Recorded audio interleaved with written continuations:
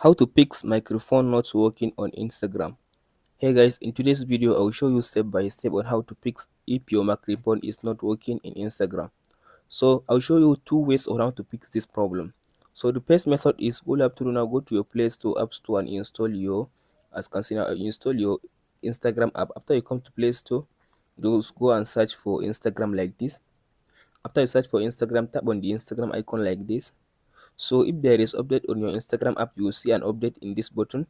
So now I have no update, that's why it just give me this open button.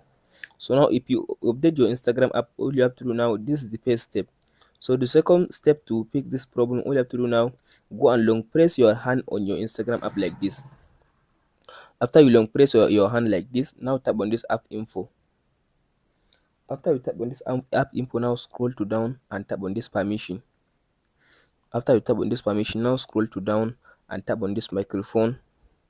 After you come to this microphone, make sure you choose this space option which says allow only while using the app. After you choose this space option, now tap go back again.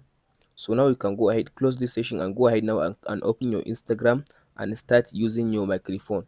That's it guys on how to fix if your microphone is not working on Instagram.